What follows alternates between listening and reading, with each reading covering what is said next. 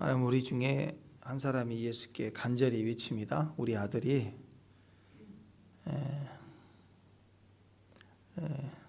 지금 간질이죠. 쓰러져서 자꾸 불에 넘어지고 물에도 넘어집니다. 나를 불쌍히 여겨주세요. 근데 보니까 자기가 불쌍하지만 사실은 자기 아들이 불쌍한 거죠. 그래서 자기 아들을 불쌍히 여겨달라. 간질로 심해서 자꾸 불이 있는데도 훅 넘어지고 물이 있는데도 훅 넘어지고 위태롭다는 거죠. 고칠 수 있는 방법이 없더라. 세상 모든 방법을 해봤는데 되지 않더라. 그 얘기죠. 그래서 예수님의 제자들에게 데려왔어요. 예수님 제자들도 예수님의 명을 받아 나갈 때 기적을 많이 일으켰잖아요. 그래서 능히 될 줄 알고 데려왔는데 세상 말로 용을 쓰는데 밑빠지도록 했는데 안 된 거예요. 나가 했겠죠. 고쳐져라 했겠죠. 근데 안 됐어요.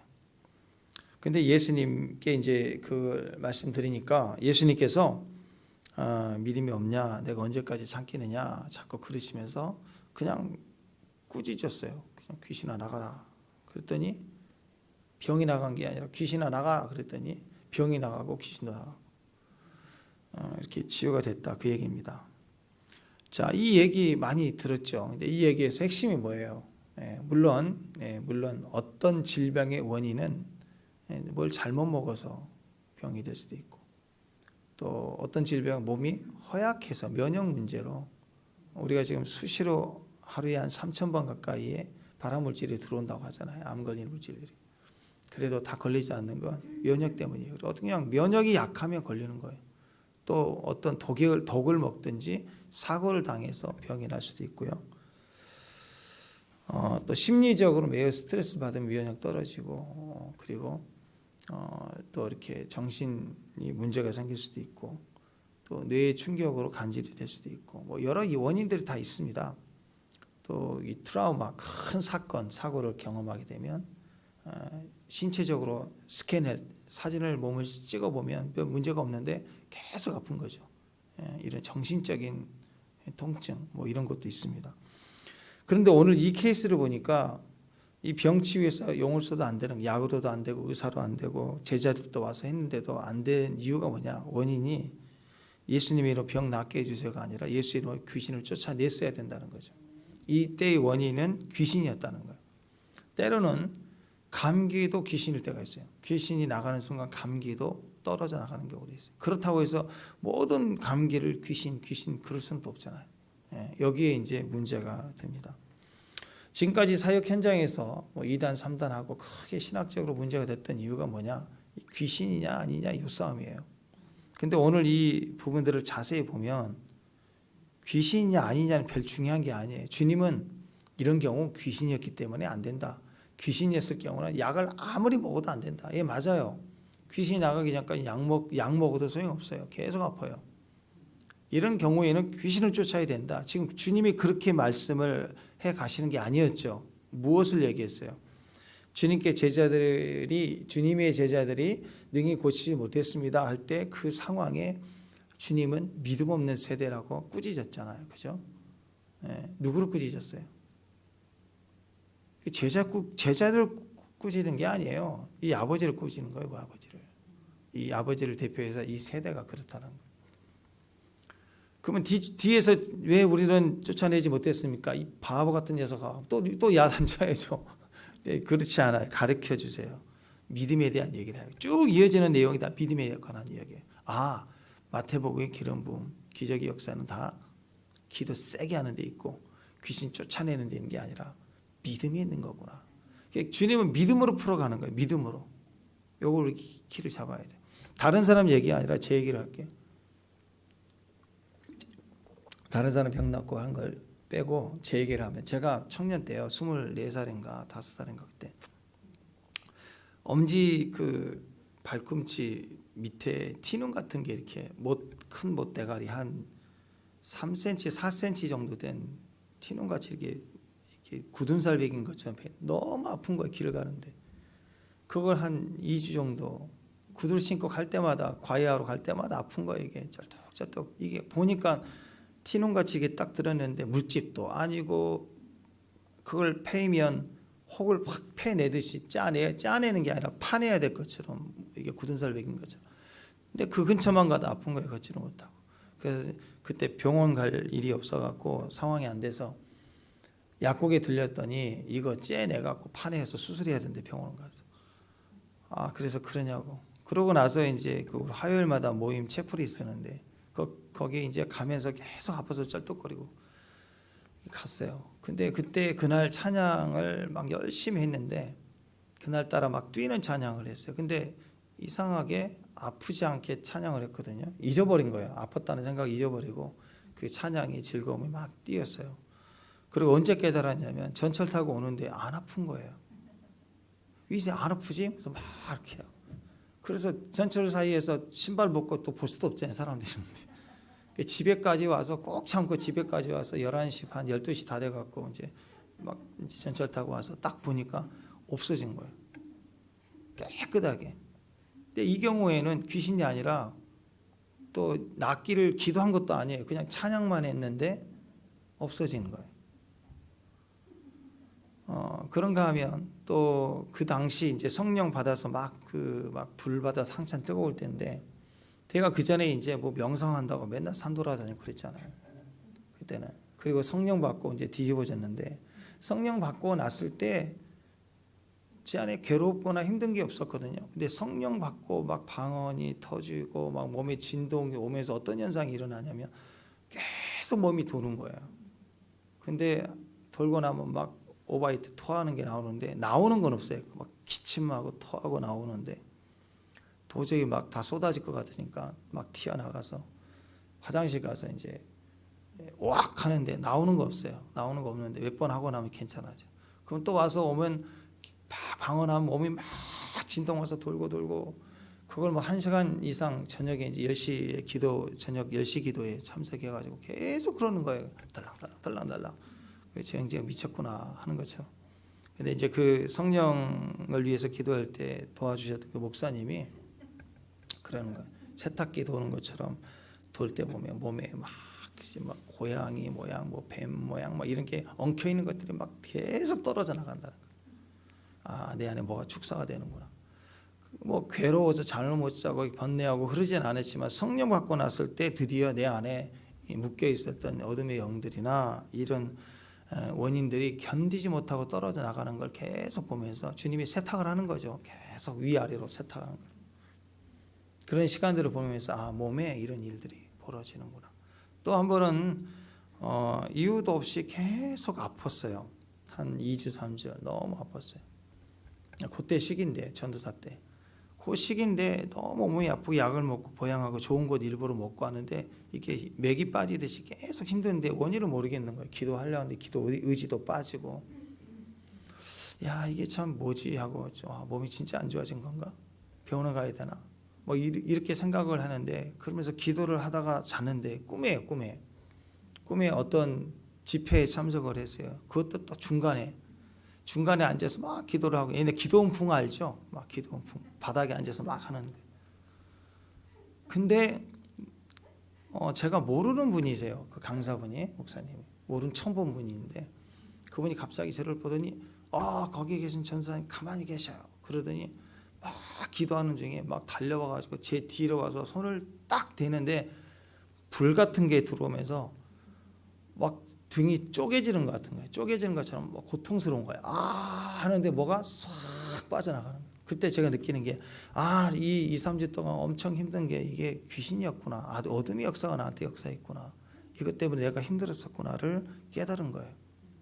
그리고 나서 실제로 꿈인데 깼는데 너무 리얼하게 생생하게 꿈을 꾼 거예요. 그래서 그게 사람을 통해서 축사를 받던 개인이 믿음으로 축사를 하든 내가 너무 몰라하고 무지해서 하나님이 꿈속에서 분별해 줬던 그때 제가 분명히 알 수 있는 건 어둠의 영이 내 안에 이것은 어둠의 영이었구나. 네, 그게 벗겨져 나가는구나. 이것을 분명히 체험했습니다. 그러니까 다른 사람의 사역을 떠나서 병이 어떤 식으로 났든 뭐 많은 경험들이 있지만 그걸 떠나서 자기 개인의 생각을 해볼 때도 여러 원인이 있는데 그것이 육신이 있고 또 약을 먹어야 될 때가 있고 그렇다라는 거죠. 그래서 오늘 같은 경우에는 귀신이었어요. 자, 그러면 보통 우리가 이렇게 얘기합니다. 몸이 약할 때는 보양을 하고 또 약을 처방받을 때가 필요하고 때로는 이렇게 정신적으로 힘들다 그러면 약간 휴양하면서 떨어져서 일을 좀 내려놓고 쉴 필요가 있고 또 어떤 경우에는 죄를 회개할 때 병이 낫는 경우도 있어요. 그런가 하면 이런 경우에는 귀신을 쫓아야지만이 해결할 때가 있다. 그러면 어떻게 해야 될까요? 우리는 이것을 분별을 해서 거기에 맞게끔 기도해야 되겠죠. 그죠? 대부분 이렇게 얘기를 해요. 근데 주님은 그 얘기를 안 하셨어요. 비록 이 케이스는 귀신이었지만 뭐라고 얘기하시느냐? 믿음에 대한 얘기를 하고 계신 거예요. 믿음. 그래서 어떤 케이스든 상관하지 않습니다. 믿음에 관한 이야기예요. 믿음. 가족 중에 한 사람이 이런 악한 영에 들려 있으면 얼마나 고통스럽겠어. 보는 가족도 속이 타거든요. 귀신이 그를 붙잡고 주관하기 때문에요. 너무너무 고통스러운 거예요. 물 막 쓰러질 때 너무너무 두렵잖아요. 너무나도 불쌍하고 절망적인 상황입니다. 근데 이 상황에서 제일 중요한 건 뭐냐? 귀신이라는 게 아니라 그것이 믿음이라는 거예요. 믿음.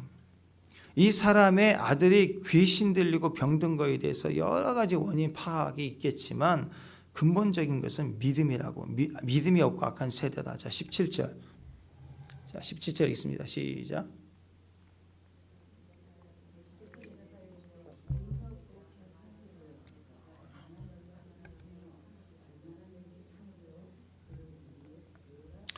이 병영 구절, 오늘 마태복음 보면 간단하게 나와 있는데 병영 구절에 마가복음 9장에 보면 주님께서 믿음이 없고 패역한 세대라고 말씀하신 이유가 나와 있어요. 거기 보니까 마가복음에 보면 그 아버지와 대화하는 과정이 자세하게 나와 있어요. 이것은 간단하게 얘기했지만 예수님을 온전히 믿지 못하는 그 아버지 대답은 당신의 제자들이 낫게 하지 못합니다. 그러면서 하는 얘기가 주여 당신도 무엇을 할 수 있으면 좀 도와주세요. 이런 거예요. 뭘 할 수 있으면 좀 해주세요.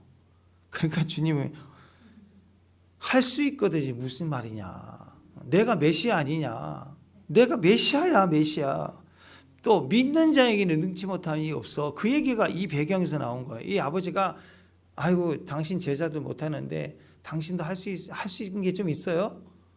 뭐 있으면 스승이니까 뭐 다른 방법이 있으면 좀 해보세요. 뭐 그런 거예요. 그러니까 할 수 있거든요. 무슨 말이냐 하면서 주님이 믿는 자에게 능치 못할 일이 없다. 그 얘기를 하시는 거예요. 그러면서 나오는 말이 믿음 없고 패역한 세대예요. 그러니까 많은 사람들이 주여 하고 달려들고 매달리고 나사렛 예수 나를 불쌍히 여기서 이렇게 전적으로 믿는 사람도 있지만 이 많은 사람들 중에 어떤 사람들은 한번 해보세요. 할 수 있는 게 또 있나요? 뭐 또 다른 뭐 있나요? 한번 해봐요. 표적 보여주세요. 이런 사람들이 너무너무 많았다는 거예요. 이 기적 현장에서도. 그 세대에 대해서 믿음 없는 자, 이 패역한 세대, 믿음 없다는 것이 그렇게 우리 안에 당장 비난받아야 될 부분은 아니죠. 아니에요. 비난받아야 돼요. 믿음 없다는 것은. 아니 돈 쓰라는 것에는 발칵 뒤집어지는데 믿음 쓰라는 건 뭐 그렇게 반응이 없어요. 믿음 쓰는 거 돈 안 들어가잖아요. 그저 믿으라고 그러는데 괜히 똑똑한 척해. 믿음의 자리를 지 마음대로 막 벗어나. 지 하고 싶은 대로. 그게 무슨 믿음이에요? 100만 원 쓰라 그러면 엄청 고민할 거 아니에요. 그 믿음 쓰는 건 돈 들어가지도 않는데 그 자기의 전권인 생명과 같은 돈 쓰라고 할 때는 난리를 치는데 믿음 쓰라는 건 돈 안 들어간다고 하는데도 절대로 안 쓰려고 해요. 믿음의 자리, 기적의 자리, 축복의 자리. 마가복음에 보면 정확하게 나와 있습니다. 믿음 뭔가 할 수 있으면 해주세요. 지금도 우리에게 하시는 말씀이죠. 믿음이에요. 한마디로 믿는 자가 되라. 믿는 자가 되라. 귀신 쫓겨난다. 그게 아니에요. 더 큰 권능이 있어야 나간다. 뭐 그런 차원은 낮은 차원이에요. 낮은 차원. 진짜는 믿음을 얘기하고 있는 거예요. 귀신이다. 귀신을 쫓아야 난다. 이런 케이스는 그러면 우리는 어떻게 기도해야 되죠? 주여 귀신인지 아닌지를 분별하는 법을 가르쳐 주세요. 그리고 어떤 문제가 생길 때 귀신입니까 아닙니까 계속 기도하고 분별해야 돼. 영을 열어서 귀신입니까 뭐 그래야 될 거 아니에요. 그런 작업하지 말라는 거예요. 그냥 결국 믿음이라는 게 믿음. 그래서 아까 제가 제 간증을 했죠. 몰라도 돼요. 그냥 믿고 가다 보면 모르는 찬양 중에도 낫기도 하고 주님 분별도 주시고 꿈에서라도 하나님 확인을 해 주시는 거예요. 귀신인지 아닌지 그건 중요한 게 아니에요. 권세가 중요해요. 어떤 권세? 믿음의 권세. 믿는 자가 되라 그 얘기예요. 이 아버지의 믿음의 약함은 어느 정도냐? 그냥 어린아이가 믿음이 약한 거하고요. 듣고 보고 말씀을 배웠는데도 약한 거하고 달라요. 어린아이의 약함, 이제 초신자가 믿음이 약한 것은 돌봐줘야죠. 이제 교회인 지 얼마 안 된 사람 괜찮아요. 믿음 없어서 매우 이렇게 망설이면서 조심스럽게 물어보고 할 때 나는 믿음 없는데 그렇게 표현하는 모습을 볼 때 긍휼해요. 어떻게든 도와주고 싶고 함께 해주고 싶고.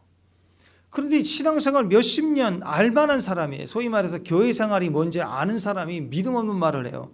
그것은 야단 맞아야 돼요. 폐역한 세대라고. 주님 앞에서는 믿음 없는 것은 쓸 게 없습니다. 쓸 데가.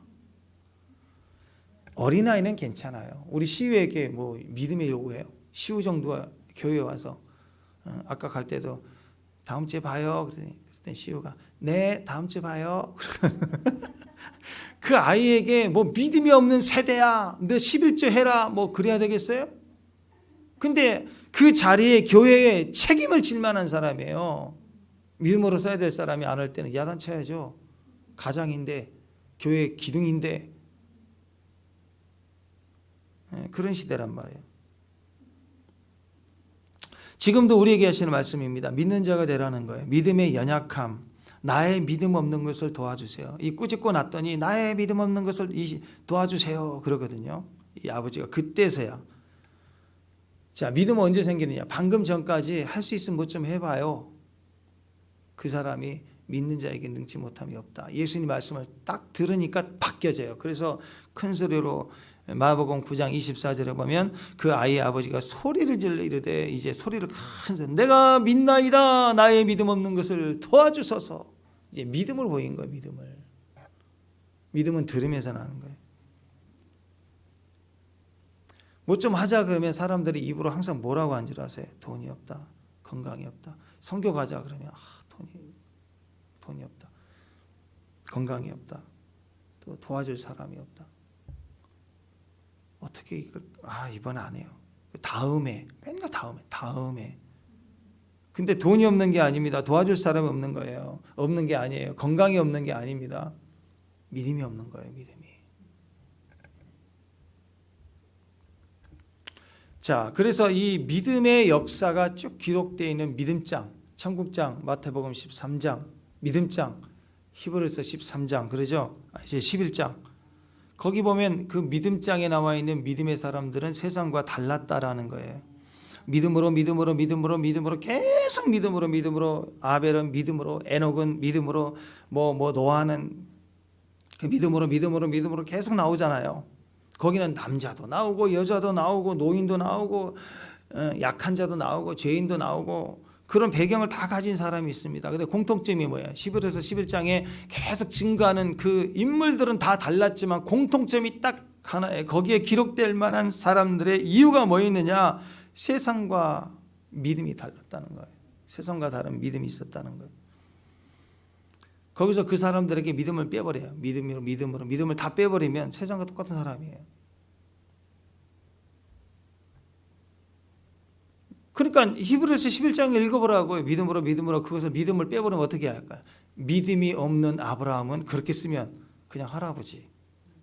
그냥 그렇게 나오는 거예요. 믿음이 없는 누구누구는 그냥 동네 할아버지, 족장 할아버지.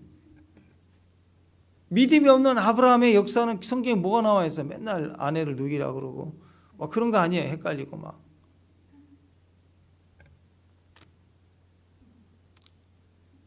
자, 그러면서 예수님이 오늘 뭐라고 하시느냐? 19절 20절 보세요. 이걸 좀 더 심화돼서 제자들에게 얘기했습니다. 19절 20절 읽습니다. 시작.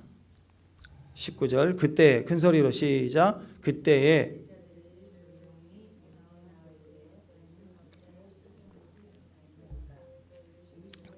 너희 믿음이 작은 까닭이다. 진실로 너에게 이르노니 만일 너희 믿음이 겨자씨 하나 알 만큼만 있어도 이 산을 명하여 여기서 저기로 옮겨지라 하면 옮겨질 것이요 또 너희가 못할 것이 없으리라. 왜 안 될까? 왜 어려울까? 뭐 이유가 있어요. 분석 잘해요. 우리는 이래서 그래요. 누구 때문이에요? 이게 어려워서 그래요. 상황이 그래요. 시즌이 어려워요. 요즘 말로 세상도 그래요. 세상도 요즘에 유행하는 말이 그렇잖아요. 요즘 말이 뭐예요? 차라리 코로나 시대에 2, 3년 전이 훨씬 나았다는 거예요. 코로나 시작될 때 자영업자들 막 어렵다 힘들다 난리를 쳤는데 지금 와서 보니까 그때가 더 나았대. 항상 그런 식이에요. 사람은 이유가 있죠. 어려움이 있죠. 지금 다. 그러나 근본적인 이유는 어디서 찾아야 됩니까? 믿음이 없어서 그래요. 겨자씨는 보통 작은 거잖아요. 이렇게 연필을 탁 떨어뜨렸을 때 종이에 탁 찍혔을 때 전만해요. 작은 거예요. 씨 같지도 안 보여요. 먼지인가 그렇게 보여요. 근데 그게 자라면 이제 3m, 4m까지 자라요. 크게 이렇게 새까지 깃들어질 만큼. 근데 이 커봐야 이렇게 자라는 작은 씨가 이렇게 커지는 거. 그걸 비유로 뭘 얘기하냐면 큰 산을 얘기해. 큰 산. 거대한 산. 그런데 겨자씨. 뭐 쉽게 얘기해서 이 깨 한 알, 깨는 굉장히 큰 건데 참깨 한 알하고 계양산 바라보세요. 이 계양산하고 참깨 비교가 되나? 비교가 안 되죠. 가시적으로 표현할 때 작은 겨자씨와 거대한 산은 비교가 서로 안 되는 겁니다. 근데 그걸 비교해서 말씀하기를 거기에 믿음 끼면 옮겨진다는 거예요. 믿음 끼면 옮겨진다. 너희가 못할 것이 없다. 어떤 것도 불가능하지 않을 것이다. 그 얘기예요. 그러니까 여기서 말씀하고 있는 믿음의 핵심은 뭐냐면 주님은 초점이라는 거예요. 초점. 상황이 아니라 눈에 보이는 게 아니라 영적 포인트, 영적 초점. 그게 작은 거지만 그렇죠. 내가 믿습니다 할 때는 별거 아닌 것처럼 보이잖아요. 그렇잖아요. 별거 아닌 것처럼 그냥 저는 믿어요. 이 상황은 안 되는데 이상하게 저는 믿어요. 그리고 그리 아니하실지라도 감사합니다. 이럴 때 얼마나 그 바벨론 왕이 어처구니 없겠어요. 저것들 불 앞에서 저러네. 근데 나는 믿습니다. 이게 아무것도 아닌 것 같잖아요. 그죠? 근데 그 결과를 보니까 산이 옮겨지는 초자연적인 일이 나서 불 속에서 뜨거워 하고 3명 넣는데 4명이 춤추고 있어요. 주님과 함께. 그걸 보면서 얼마나 불의 춤을 보면서 놀랐을까, 두려웠을까. 이게 믿음이라는 것입니다. 당장 우리 눈앞에 큰 산을 초점 맞추면 큰일 나요. 근데 누구도 인정해 주지 않지만 나는 진실로 믿는 믿음, 진리를 기초하는 믿음을 딱 가질 때 우리는 거기에 기적이라는 주의 역사들이 일어나기 시작한다는 거예요. 담대해지는 거예요. 여전히 눈앞에는 큰 산이 있어요. 큰 산 앞에 계속 바라보면 큰 산이 있을 때 큰 산을 바라보면 점점 두렵고 실패, 무능, 무지 이런 생각으로 가득 차니까 더 절망적일 수밖에 없죠.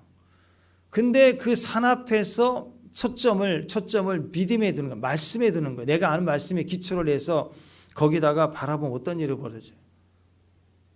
전쟁을 치르기 시작하지만 조금 지나면 평안해져요. 평안해진 다음에 산을 보면 산이 아니에요. 아무것도 아닌 거예요. 그냥 지나가지. 그러니까 골리앗은 누구도 봐도 큰 산이지만 다윗은 믿음의 초점으로 보니까 아무것도 아닌 거예요.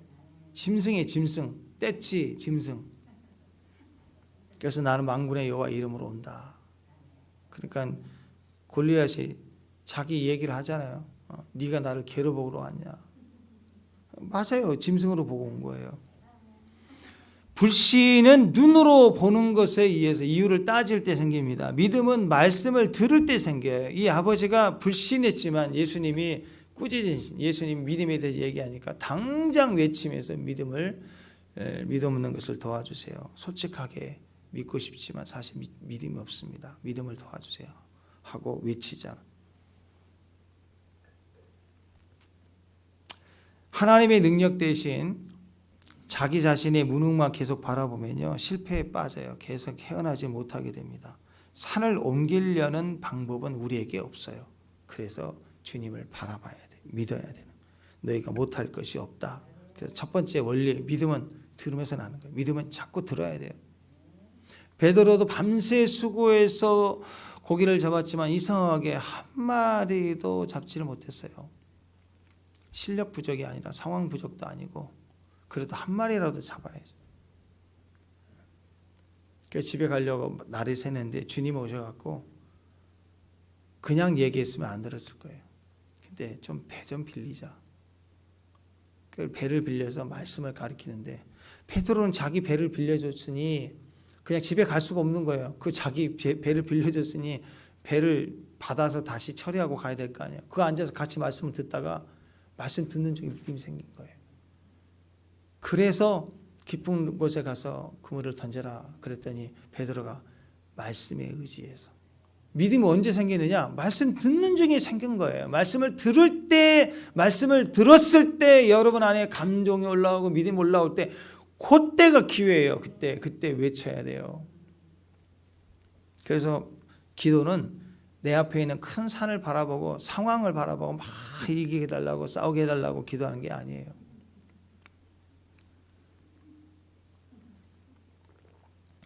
사람들은 보통 상황 앞에서 기도합니다. 골리앗이 외치니까 골리앗 바라면서 하나님 저 골리앗을 없애주세요. 저 골리앗을 없애주세요. 이런 식의 기도를 하는 거예요. 이 어려움을 이겨주게 해주세요. 은행 잔고를 보면서 이것을 이번에 해결해 주세요. 이걸 해결해 주세요. 물론 연약할 때는 그래야죠. 근데 진짜 기도는 통장 보고 기도하는 게 아니라 성경 보고 기도하는 거예요. 성경 보고. 우리 상황 굳이 통장 봐야 알아요. 내가 어렵다는 거. 의사가 사진 찍어서 스캔해서 내 몸 보여줘야 내가 아프다는 걸 알아요. 우리도 다 알아요. 그러니까 뭘 봐야 돼요? 내려놓고 말씀 봐야 돼요. 말씀을 쭉 읽고 특히 묵상하고 큐티하다 보면 거기에 불같이 내 안에 믿음이 올라오면 그때 그 불같이 올라오는 믿음을 붙잡고 외쳐버려. 나사렛 예수의 나를 불쌍히 여기세요. 나를 도와주세요. 나의 믿음 없는 걸 도와주세요. 상황 보고 골리앗 보고 기도하는 게 아니에요. 네. 말씀을 읽어야 돼요. 말씀을 가지고 기도하기 시작해야 돼요. 왜? 믿음은 들음에서 나는 거예요. 상황에서는 안 나와요. 상황에서는 두려움이 나요. 걱정이, 나의 무능이 와요. 삶에 내가 얼마나 무능한지, 내가 얼마나 없이 살았는지, 과거에 나는 아무것도 해놓은 것이 없구나, 이런 것만 계속 올라온다고요. 뭐하고 살았지? 이거 하나 해결 못하네. 맨날 이런 것만 온다고. 그러니까 내버려 두고 말씀 다 붙들고 가면 방법은 없지만 그래 뭐 부딪혀 보지 뭐가 있겠지 하고 기다려보고 할 수 있는 선에서 해보는 거예요.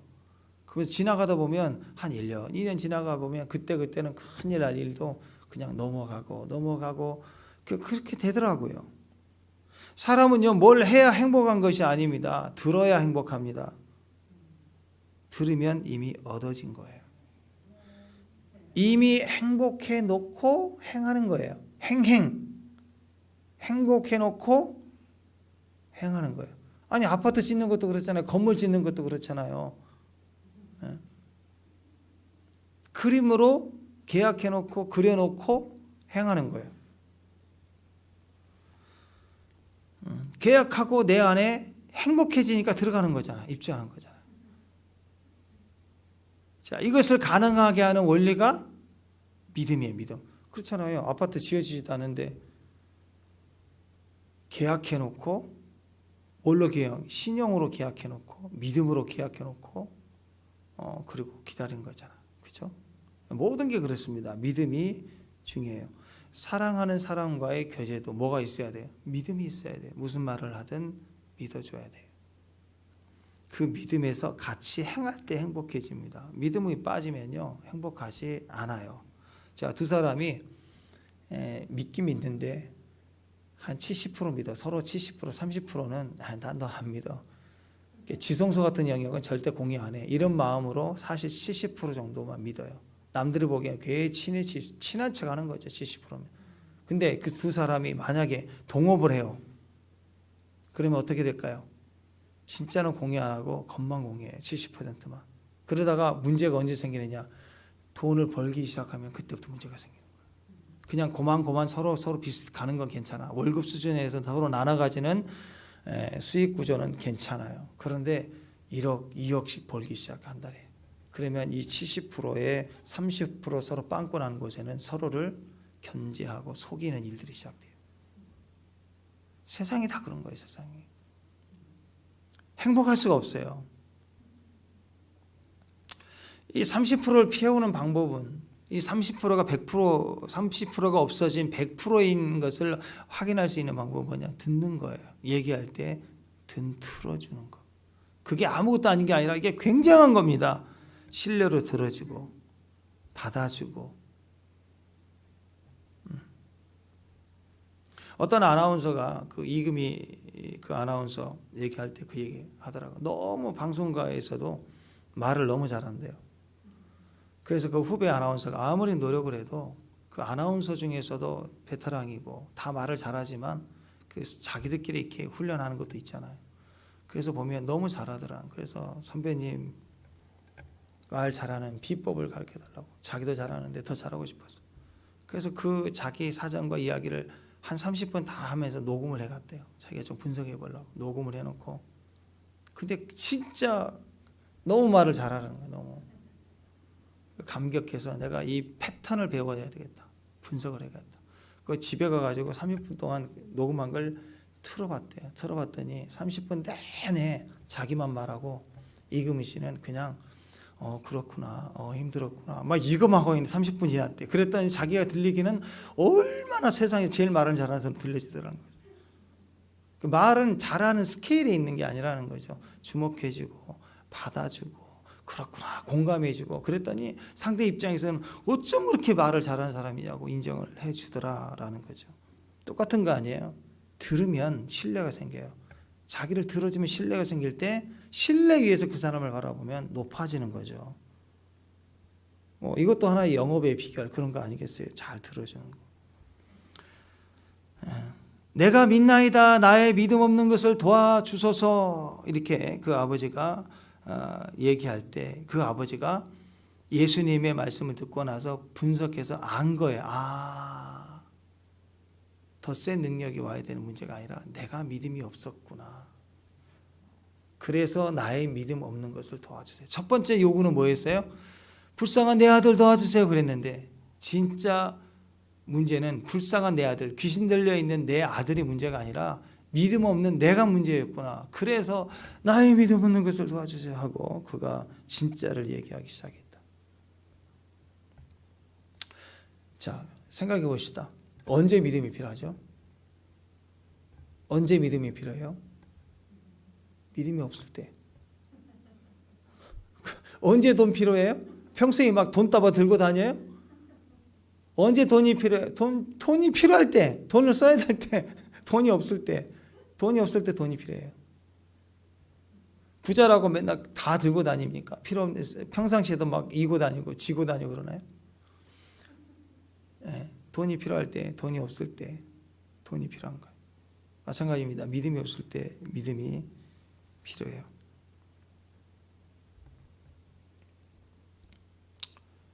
도저히 믿어지지 않는 상황, 그때 제일 필요한 것이 믿음입니다. 믿음. 도저히 감사할 수 없는 상황이 있을 때, 그때가 진짜 감사할 때죠. 그죠? 그래서 항상 지금이라는 거. 언제 믿어야 되느냐? 지금 믿어야 돼요. 언제 감사해야 되느냐? 지금 기도. 언제 찬양해야 되느냐? 지금 찬양해야 돼요.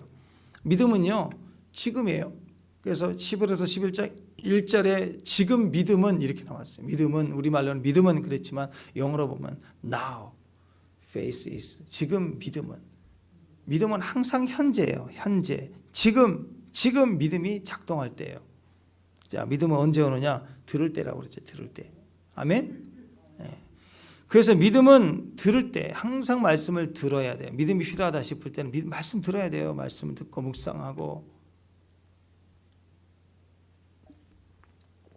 두 번째, 믿음은요, 자꾸 사용해야 돼요. 믿음은 들을 때 생기지만 생긴 것을 사용해야 커져요. 사용해야. 그 예전에 그 요즘 당근마켓처럼 이렇게 물건을 중고 물품을 이렇게 팔기도 하지만요. 원래 그것이 문물 교환도 됐어요. 얼마 줄게.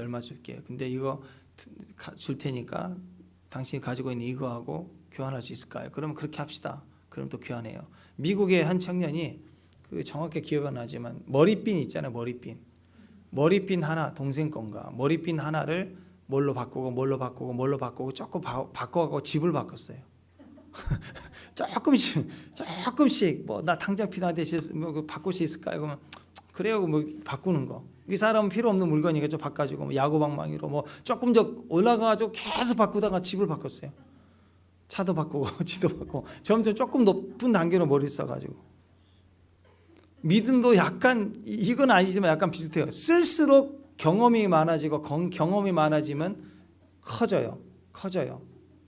커지게 돼 있어요. 믿음은 액세서리가 아니라 전쟁 때 사용하는 무기와 같습니다. 그래서 계속 성장해 나갈 수 있어요. 근육처럼 사용해지는 거예요. 운동을 하면 팔이 얇지만 운동하는 사람들 팔이 막 두껍잖아요. 그게 살이 막 많아지는 게 아니고 근육이 똑같지만 근육 하나하나의 그 힘줄이나 이런 근육이 커지는 거, 굵어지는 거예요.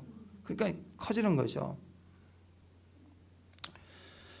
그래서 교회가 성장할수록 성도들의 믿음이 커지는 겁니다. 같이 커져서 커지는 거예요. 같이 교회도 커지고 믿음이 커지고 가정도 커지고 스케일이 믿음의 강도가 커지는 것입니다.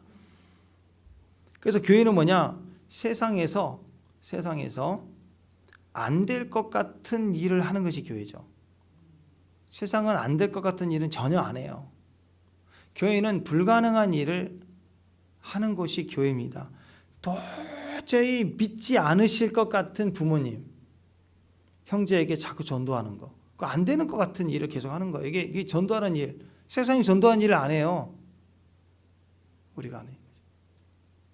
전도해서 영혼 구원받으면 천국 가잖아. 이거 세상 일이 해요? 안 해요. 도저히 안 될 것 같은 일, 예수 믿어서 구원받고 천국 가는 일, 안 될 것 같은 일을 하는 일이 교회가 하는 거예요. 전도하는 거예요. 세상이 못하는 일입니다.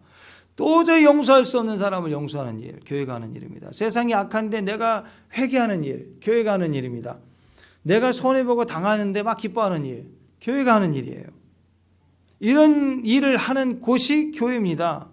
도저히 소망이 없고 가능성 제로인 것을 기대하고 소망해하고 전도하고 믿음으로 지원해주고 중보기도 해주고 힘을 실어주고 함께 그 일을 해나가자 하는 거, 그게 교회예요.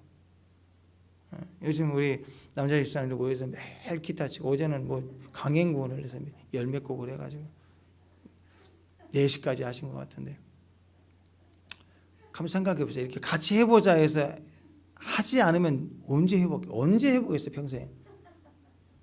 같이 해보자 하니까 해보는 거 아니에요. 안 해본 일을 해보는 거예요. 근데 이게 단순히 기타 배우는 일로 끝나는 게 아니라고요. 어느 순간 예배도 하고 신앙도 경험하고 점점 시간이 지날수록 기적도 나타나게 될 거예요. 야, 이게 예배하는 일인데 이런 일들이 결과로 오는구나 하는 가정의 일, 자녀들의 일, 또 자기 개인적 일에 기가 막힌 일들이 하나님 예비하고 계세요. 보세요. 온다고요. 하나님 잘 안 가르쳐줘요. 그건 왜? 이벤트니까. 주님을 기쁘시게 하니까 주님이 진짜 기쁘게 할 이벤트를 하실 때는 잘 안 가르쳐주죠. 느낌이 와. 그 임재만 있는 거예요. 찬양하면 기쁘고 즐겁고 되는 일 없고, 근데 찬양하면 기뻐요 즐겁고, 근데 또 되는 일은 잘 없는 것 같아. 근데 이상하게 기분이 좋아. 이럴 때 이게 이벤트예요. 주님이 자꾸 임재하시고 기분 좋게 하시는 거예요. 왜? 뭔가 있어요 등에. 요거 지나면 반드시 그런 일들이 교회적으로 가정적으로 있다라는 거예요. 자, 산을 옮기는 믿음이다 할 때 산을 주목하지 말라는 거예요. 골리앗, 산, 거기에만 사람들이 주목하는데 아니라고요. 믿음이라고요. 또 큰 병에서 고침을 받았다. 그러면 와, 저분은 뭐 암 말기였는데 고침 받았대. 암 말기였다. 그 산만 바라본다고. 아니라고요. 그분의 간증을 들어보면 암 얘기하고 있는 게 아니에요. 주님 얘기하고 있고 그 어려움 중에 절망 중에 믿음에 있었다는 그 얘기를 하고, 그래서 우리가 그 간증을 들으면 야, 산이 보이고 암이 보이는 게 아니라 그 간증을 통해서 내 안에 믿음이 같이 불붙기 시작하는 거예요. 그게 간증의 위력인 거예요. 조지 뮬러, 5만 번의 기도를 응답받았던 조지 뮬러의 93세 일기에 죽기 전에 나왔던 그분의 명언이 있죠. 그 얘기하고 마칩니다. 자기가 처음 기도로 하나님을 의지하고 기도했을 때 그 $1, 당시 $1를 구하기 위해서 자신의 모든 믿음을 다 사용했대. $1 필요합니다. 채워주세요. 그걸 일주일 내내 $1 막 주님 필요합니다. 이렇게 해서 공급받고 또 그 $1가 그 다음 주에 필요하면 또 공급받고 이런 식이었다는 거죠. 매일 그런 식으로 그 고백을 이렇게 했습니다. 나는 매일 그런 식으로 나의 믿음을 양육하고 시행하여서 50년이 지난 지금은 50년 전에 $1를 구했던 것처럼 이제는 $1,000,000를 믿음으로 구해서 받는다. 이렇게 얘기해요. 믿음이 커졌다는 거죠. 그 조지 물러 일화에 너무너무 많은 그 일화들이 있지 않습니까? 3,000명 되는 아이들 밥 먹이는 거, 고아들 밥 먹이는 거 지금 즉흥적으로 안 돼요. 3,000명 돈이 있어도 안 돼요. 예. 그런데 그 산골의 고아원에 3,000명분 아침에 먹을 게 없어 어제까지 떨어졌고 아침에 어떻게 하나 고민을 하고 있는데 주님이 야 식사 시간이다. 예? 아무것도 없는데요. 식사 시간에 뭐 해야 되니? 예, 식판을 깔고 기도해야죠. 그럼 그렇게 해라. 그래서 아이들 아무것도 없는데 3,000명의 아이들 와서 식판 깔고 식사기도 딱 하고 있는데 식사기도 딱 끝나자마자 그 빵이라든지 우유라든지 이것을 납품하러 가는 사람이 비가 와가지고 진흙탕이 돼서 갈 수가 없는 거예요. 이거 다 어차피 없어질 거고 가면 쓰레기 처리할 것 같으니까 와가지고 여기다 공급해주는 식사기도 끝나자마자 마차가 와가지고 그걸 공급해줬다고 하잖아. 이런 이야기들이 너무너무 많잖아요. 조지 몰라요. 조지 몰러가 그것을 알고 했나요? 네, 그래서 항상 우리가 얘기하죠. 알고 가냐? 믿고 가지. 믿고 가는 거예요. 믿고. 믿음의 말에 순종하여요. 믿음을 사용하는 거예요. 없는 것을 있는 것처럼 부르신다고 그랬잖아요. 우리도 하나님 닮아서 없는 것을 있는 것처럼 여기고 있는 것처럼 바라고 있는 것처럼 사용하는 거예요. 어제 생각해 보니까 참 좋더라고요. 여러분 주일날 일주일에 우리 은혜를 받았잖아요. 아멘. 월요일날 하루 종일 보혈 월요일날 시작 첫 문 하루 종일 보혈 하는 거예요. 하루 종일 보혈로. 두 번째 화요일날은 불화자잖아요. 불이죠. 화요일날은 뭐 해야 돼? 불러. 이 6가지. 수요일날은 또 물두멍이 물이죠. 물숫자죠. 얼마나 좋아. 수요일날은 하루 종일 뭐 6가지 다 해보시지만 수요일날은 물두멍 기도하는 감사합니다. 하루 종일 감사 해보라는. 예. 목요일날 기뻐합니다. 금요일날 사랑합니다. 정금 같은 믿음으로 사랑합니다. 토요일날 도와주세요 하면서 한번 6가지 기도도 한번 계속 한번 해보는 거. 이것도 얼마나 감사해요. 그죠? 하루 종일 머리에 심어내. 이걸 사용하는 거예요. 사용하는 거 계속. 네, 믿음은 들으면서 납니다. 그리고 언제 강해지느냐? 사용할 때 강해지는. 사용할 때. 네, 믿음이 큰 승리를 얻는 주의 종들 되시길 바랍니다. 기도하겠습니다. 하나님 오셔서 우리에게 약속의 말씀이 육신이 되어진 것처럼 이 믿음의 말씀을 읽고 말씀을 가져서 우리도 우리 삶 속에 실체가 되어지도록 믿음의 큰 종들 될 수 있도록 하나님 동행해 주옵소서. 우리 입술에서 결정되는 믿음의 역사를 그게 귀신이든 그게 내 실족이든 약함이든 환경이든 다 이겨내는 산을 옮겨가는 믿음이 우리가 될 수 있도록 역사해 주옵소서. 예수님의 이름으로 기도합니다.